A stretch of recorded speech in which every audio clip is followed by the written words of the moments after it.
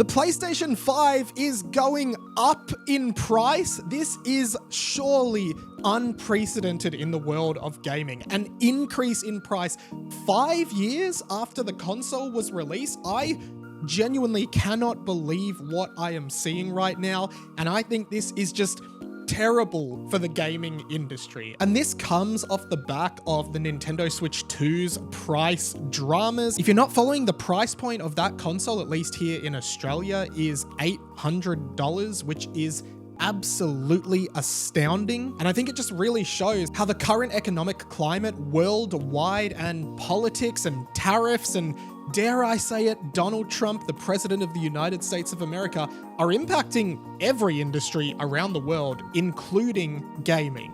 Let's talk about this. What's up guys, Mike here. Welcome back to my channel. Make sure you hit the subscribe button for more gaming content. Let's get into it. As I said, I really believe this might be unprecedented in the gaming industry. I mean, generally speaking, the way things go is when a console is released, that is the most it will ever cost. And sort of over the years, the value just gets lower and lower slowly. And then basically when a successor console comes out, then the price kind of like hits the lowest it will ever hit. That's why buying a secondhand old console is usually very, very cheap. But from the PlayStation blog this week, we get the following message. With a backdrop of a challenging economic environment, including high inflation and fluctuating exchange rates, Sony has made the tough decision to raise the recommended retail price of the PlayStation 5 console in select markets in Europe, Middle East, Africa, Australia, and New Zealand. And they state that, at least in Australia, where I'm from, the price of a PlayStation 5 with disc drive goes to $829.95.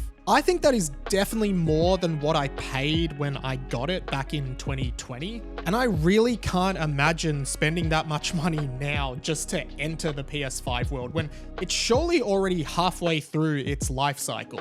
I mean, console hardware lifespans are now like much longer than they used to be. I mean, back when I was a kid, it was maybe every 4 or 5 years there was a console hardware upgrade. For example, I think the Nintendo 64 might have come out around 94 or 95. I could be wrong, I should probably fact check, but hey, I'm doing this off the top of my head. And the GameCube might have come out around 2000 or 2001.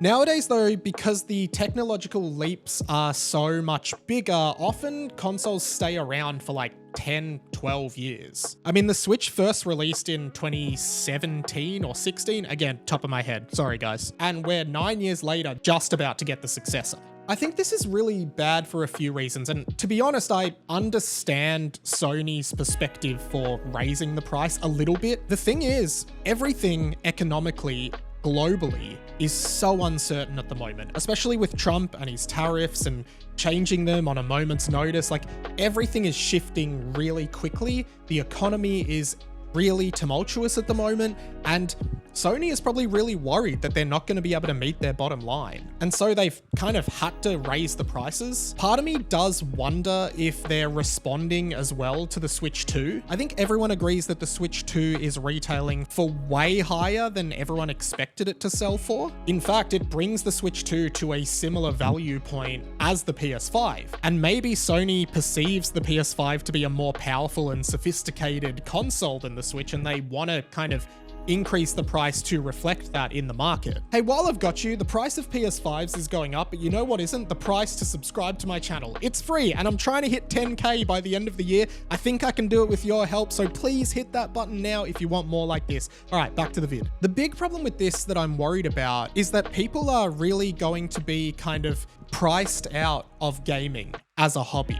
I think it's going to be really hard for like average parents to buy their kids a console, whether that be a Switch 2 or a PS5 or a PS6 or whatever it might be. Because really, if the PlayStation 5 is going up in price now, then I can only imagine the eventual PlayStation 6 is going to be over $1,000 Australian. That means that, one, it's more difficult for anyone who isn't a hardcore gamer to get into gaming. And to be honest, if parents can't afford to buy their kids a Switch 2 or a PS5, there's going to be more parents going, well, we could just spend $500 on an iPad, which is stacked full of free games. The problem is a lot of gaming on iOS and these like cheap freemium games I think are really bad for society and bad for kids. Whereas I think there is actually a lot of value in like proper, well-developed games, whether indie or AAA, like games that make you strategize, solve puzzles, use your reflexes, use your reasoning skills, like all of that is relevant, but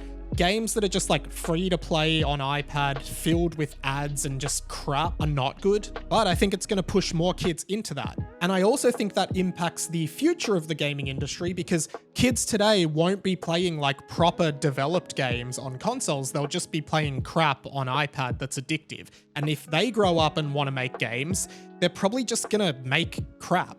Maybe that's an overthought, but I do think it will impact what game development looks like in 15, 20 years. Gaming is such a positive and rewarding and social hobby. I know there can be problems with video game addictions, but I think on the whole, a moderated gaming hobby is really good for people. But unfortunately, with the prices being what they are, I'm really worried that the next 5 years, a lot of people are just not going to be able to game anymore. Or they'll turn to retro gaming, emulation, and old games because it's the only affordable thing they can do. I am kind of wondering if there's somewhere over the rainbow, so to speak, in which like the economy recovers and then suddenly like all the prices sort of become reasonable again because now people can afford things and the economy's booming. But that doesn't seem like it's going to happen anytime soon. This is concerning and it's unprecedented and it's weird, and I think we are in a very, very interesting time for gaming. Whew, thank you so much for watching this video, guys. Hey, if you like this and want more gaming thoughts, millennial pop culture, 90s pop culture, nostalgic content and stuff like that, hit the subscribe button. That's what I do here on my channel. And leave a comment below. What do you think of the price hikes? What are your thoughts on all of this, on the climate of gaming? Please leave it below. I'd love to know your thoughts and might do a follow-up. If you have nothing to comment, but you want to help me out in the algorithm because you think I'm a good guy and I think you're a good guy, then just leave DualShock in the comments below. You know what it means, I know what it means, and it means that I can see that you made it to the end of the video. While I've got you, I've got a blog, I've got a podcast, I've got a TikTok with short form content. I'd love for you to check all of those out. Links are in the description. And if you like this video, YouTube reckons you'll like this one too. But if you just want a bunch of kind of gaming related videos, I've got a Nintendo playlist right here for you to binge right now. I won't stop you. That's pretty much it from me. My name's Radio Mike. This has been The Inside of My Mind, and I'll catch you later.